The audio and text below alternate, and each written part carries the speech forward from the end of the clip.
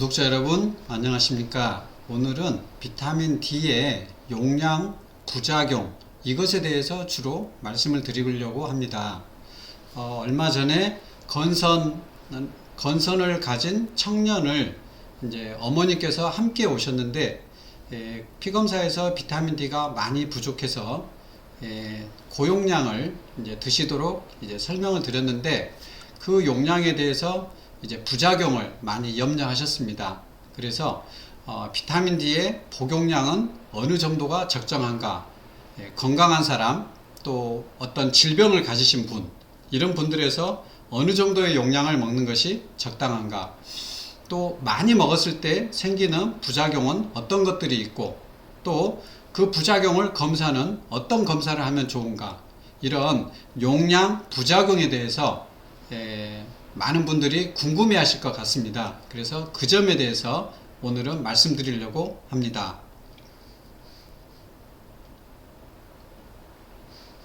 여기 비타민 D 복용량과 부작용에 대해서 얼마나 먹으면 적당할 건가, 환자나 건강한 사람, 또 많이 먹었을 때는 부작용은 어떤 게 있는가, 또 얼마나 먹으면 부작용이 생길까, 건강한 사람과 질병이 있는 사람에서 적당한 복용량은 얼마나 될까, 이런 궁금증들이 많이 있을 것 같아서 이 영상을 준비했습니다. 비타민 D는 햇빛을 받으면 생성되죠. 보통 6월 달에서 9월 여름철에 한낮 시간에 30분 정도를 쪼이면 1만 IU 정도가 생성되고, 이것을 매일 쪼여서 저장해 놨다가 겨울철까지 사용합니다. 그래서 겨울에는 농도가 가장 낮은데 이때 이제 면역이 떨어지기 때문에 감염 질환도 증가합니다. 여기 우리나라 월별 비타민 D 평균 농도입니다. 전 국민의. 그래서 6월부터 9월까지 여름철에 그나마 이제 농도가 높은데 가장 높은 농도가 23입니다. 8월 달에 23. 23은 굉장히 낮은 농도입니다. 저희는 40 이상을 유지하도록 권장합니다. 그리고 1월부터 3월 사이에는 가장 낮은데 15가 나왔습니다. 정말 낮은 수치가 우리나라 국민들 평균입니다. 우리나라 국민들 대부분이 보충제를 드시지 않는 분들은 결핍이라고 생각할 수 있습니다. 연구 보고에 의하면 미국 질병통제예방센터가 있는데 미국 사람 통계입니다. 어린이와 성인의 32%에서 20 미만, 우리가 20 미만을 결핍으로 보통은 얘기하는데요. 32%가 그렇다는 거고, 세계 인구의 50% 이상이 결핍이고, 그리고 여러 역학 연구를 봤을 때 20 이하의 농도에서는 결장암, 전립선암, 유방암 발병 위험이 30에서 50%가 증가하고 암으로 인한 사망률도 증가하는 것으로 연구 결과가 나왔습니다.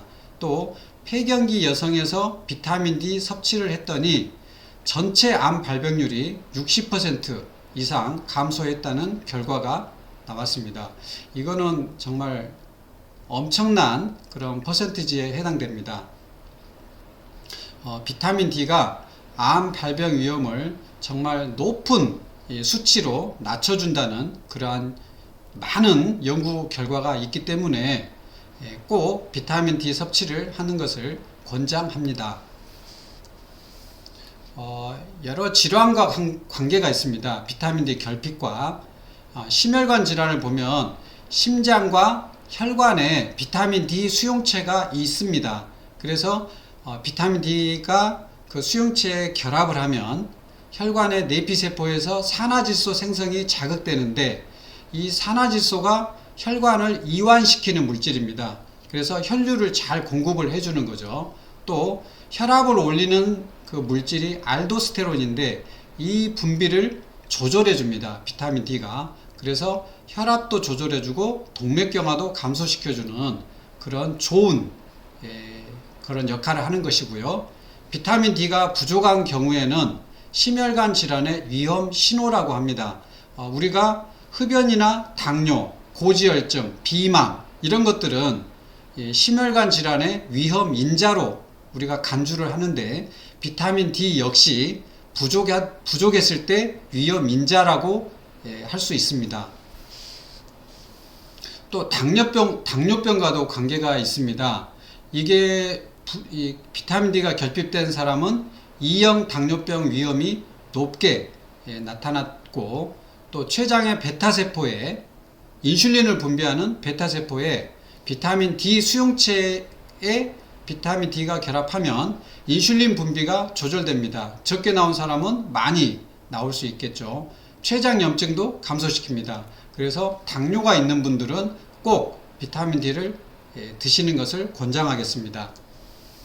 면역질환과 비타민 D는 연구가 정말 많이 되었습니다. 면역세포, 단핵구, 대식세포, T세포, B세포 이런 것들은 다 백혈구의 이제 일종인데 여기에 다 비타민 D 수용체가 있습니다. 그래서 면역 기능을 조절하는데 이제 특징이 뭐냐면 면역이 과도하게 활성화되어 있으면은 그것을 억눌려 가지고 적당한 면역을 유지하고, 또 반대로 면역이 약한 사람은 이걸 올려줘서 적당한 면역을 유지하도록 해줍니다. 그래서 면역이 너무 과도하게 올라가 있는 경우에는 자가면역 질환이 생기기 쉽죠. 그래서 이 자가면역 질환, 특히 건선, 백반증, 루푸스 이게 다 자가면역 질환인데, 이런 경우에 이 비타민 D를 고용량으로 투여하는 그런 연구가 많이 있습니다. 이럴 때 상당한 치료 효과를 볼 수 있습니다. 그게 이제 과도한 활성화를 줄여주기 때문에 그렇죠. 신경정신 질환과도 관계가 있는데요. 뇌세포에는 비타민 D 수용체가 높게 발현되고 뇌 발달에 굉장히 비타민 D가 필요하다고 합니다. 그래서 어린아이들, 유아 때부터 청소년, 이런 어린 청년들, 학생들 이 비타민 D를 충분히 보충제로 투여해서 이런 뇌 발달에 도움을 받을 수 있다는 그런 얘기고, 또 항산화 효과로 신경세포를 보호합니다. 미국 여성 5만 6천 명을 포함한 연구에서 비타민 D가 충분히 있을 때는 우울증 위험을 감소시켰다는 연구가 있습니다. 이 우울증에도 관계가 있고, 또 치매, 알츠하이머, 우울증 이 유병률과 비타민 D 결핍 사이에 연관성이 있다는 연구 보고도 있습니다. 그래서 치매 염려되시죠? 또 우울증이 있으신 분, 이런 분들도 꼭 비타민 D를 잘 섭취하는 것을 추천하겠습니다. 여기 연구는 백반증과 건선의 자가면역 질환이죠. 이 백반증, 건선 이 환자들에서 고용량 비타민 D를 장기간 투여를 했는데 그 효과와 부작용을 평가하는 연구입니다. 얼마나 투여했냐면 하루에 35,000 IU를 6개월간 투여했습니다. 굉장히 고용량이죠. 여기는 건선 환자의 피검사 수치인데요. 이 기준선은 투여 전 수치고 6개월 후 수치입니다. 그래서 이 비타민 D 혈중 농도는 투여 전에는 14, 평균 14, 그리고 6개월 후에는 106, 엄청나게 많이 올라갔죠. 106이면 굉장히 높은 혈중 농도입니다. 그리고 비타민 D가 많이 있으면 칼슘이 많이 흡수되니까 혈중에 칼슘이 많이 있겠죠. 그러면 이제 부갑상선 호르몬은 이 칼슘이 이제 떨어질 때 이제 올라가는 것이고, 칼슘이 많이 있으면은 이제 부갑상선 호르몬은 낮춰지는 것입니다. 이 칼슘을 조절하는 호르몬인데, 그래서 57이었던 부갑상선 호르몬이 28로 절반 가까이 감소한 것이고, 이거는 자연적인 이런 생체 반응이고요. 그리고 여기 요로칼슘, 소변으로 칼슘이 123 나오던 것이 226으로 많이 증가했습니다. 이거는 비타민 D가 칼슘을 많이 흡수를 했기 때문에 혈중에 칼슘을 배설을 하려는 생리적인 그런 반응이 되겠고, 그래서 혈중 칼슘은 얼마인가? 혈중 칼슘은 이렇게 혈청칼슘, 이오나칼슘 두 가지를 다 했는데 이 투여 전과 6개월 후가 큰 차이가 없습니다. 또 신장 기능은 어떤가? 칼슘이 너무 많이 배설되니까 신장에 어떤 신기능의 감소, 손상이 있지는 않은가? 이걸 봤는데 이게 이제 요소 크레아티닌 이 두 가지를 봅니다. 했더니 투여 전과 투여 후가 별다른 어떤 차이를 보이지 않았습니다. 그래서 결국은 이 칼슘 수치 그리고 신기능 이 두 가지로 부작용의 여부를 평가할 때 이 두 가지를 주로 볼 수 있는데 모두 이 투여 전후에 어떤 차이가 보이지 않았다는 이런 혈중 농도가 이렇게나 많이 올라갔는데도 특별한 차이는 보이지 않았다는 결과가 나왔습니다. 백반증 환자도 마찬가지입니다. 이 투여 전에 18 그리고 투여 후에는 132로 엄청나게 높은 혈중 농도를 보였는데 칼슘과 그리고 신장 기능에서 투여 전후에 특별한 비교했을 때 특별한 차이가 없었다는 그런 결과가 나왔습니다. 건선 환자 9명은 증상이 모두 개선됐고 백반증 환자 16명 중 14명은 약 이 정도 퍼센트에서 색소 침착이 개선되었습니다. 그러니 확실하게 병의 정도가 좋아졌고 부작용은 이제 아까 그 표에서 보였듯이 요소 크레아티닌, 총칼슘, 이온화칼슘 수치가 투여 전후에 큰 차이가 없었다는 이런 것이 있겠습니다. 그래서 하루에 35,000 IU라는 엄청나게 높은 그 용량을 6개월 동안이나 투여했는데 치료는 효과적이었지만 특별한 부작용이 없어서 안전한 치료라는 것이 증명되었다는 그런 논문이 되겠습니다. 이제 꼭 이것만은 영상을 보시는 구독자님들께서 이것만을 알아셨으면 하는 것들을 제가 말씀드리려고 합니다. 이 부작용은 이제 칼슘을 비타민 D가 많이 흡수를 하기 때문에 혈중에 칼슘이 올라갈 거잖아요. 그래서 고칼슘 혈증이 있는가, 또 이제 고칼슘 요증은 당연히 이제 배설을 해야 되니까 있겠죠. 또 신장 결석이 있는가.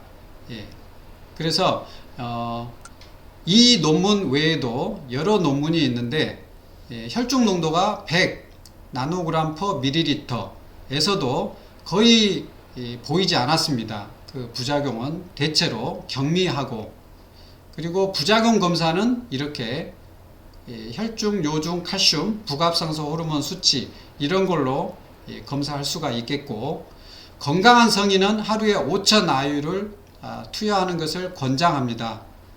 그러면 보통 혈중 농도가 40 정도를 유지하게 되는데요. 이 정도를 유지하면 건강에 매우 여러 가지로 암 예방도 되고 감염 예방도 되고 여러 가지 건강에 유익한 효과를 볼 수 있겠습니다.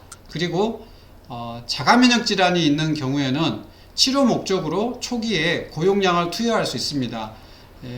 2만에서 3만 이제 IU를 이제 뭐 한 달이든 두 달이든 피 검사를 봐가면서 또 부작용 여부를 관찰하면서 투여할 수 있습니다. 그래서 저는 자가면역 질환이 있는 분들은 혈중 농도를 70에서 100 정도 이 정도로 유지하는 것을 목표로 치료하고 있습니다. 간염, 간경화, 신기능 손상 이런 질환이 있을 때는 조금 더 많은 용량이 필요합니다. 왜냐하면 우리가 햇빛을 받아서 우리 몸에서 자연적으로 생성되는 비타민 D가 이 간에서 또 신장에서 이렇게 변환이 되어야 됩니다. 그런데 간과 신장이 나쁜 경우에는 변환되는 것이 떨어지니까 우리가 먹는 용량을 늘려주는 것이 필요하다는 뜻이 되겠습니다. 비타민 D 보충 방법은 햇빛이나 음식으로는 확실하게 불충분합니다. 결국은 비타민 D는 보충제를 투여해야 합니다. 주사로 하는 거는 2, 3개월에 한 번씩 엉덩이 주사를 맞으면 되겠고, 경구용은 뭐 매일 드실 수 있는데 보통 뭐 2, 3일에 한 번 정도, 예를 들어서 하루에 5,000 IU를 드신다. 그러면 뭐 이틀마다 드시면 10,000IU를 드시면 되고, 뭐 일주일에 두세 번, 뭐 아니면 2번 드신다 하면 15,000IU를 한 번에 드시면 하루에 5,000IU를 드신 것과 동일한 효과를 나타냅니다. 이것은 지용성 비타민이기 때문에 매일 드시기가 힘들다면 이렇게 며칠에 한 번씩 드시는 것도 특별한 문제는 없을 걸로 저는 생각됩니다. 그런데 비타민 A, 비타민 D만 드실 것이 아니라 A, D, E, K가 함께 드시는 것이 유익합니다. 왜냐하면 이 비타민 A, E, K가 다 지용성 비타민인데 이것들이 비타민 D와 함께 연합해서 골다공증에 유익한 효과를 줍니다. 또 혈관 건강에 유익한 효과를 줍니다. 그런 자세한 기전이 있는데 여기는 너무 길어서 그건 생략하고 이런 것들이 함께 나와 있는 제품도 있습니다. 그래서 이렇게 함께 드시는 것이 더 나은 보충 방법이다 이렇게 말씀드릴 수 있고, 이렇게 못하더라도 꼭 비타민 D만큼은 전 국민이 섭취하는 것을 권장하겠습니다. 이상으로 비타민 D의 용량, 부작용에 대해서 말씀드렸습니다. 온 국민의 건강을 내과의사 사이먼이 기원합니다. 감사합니다.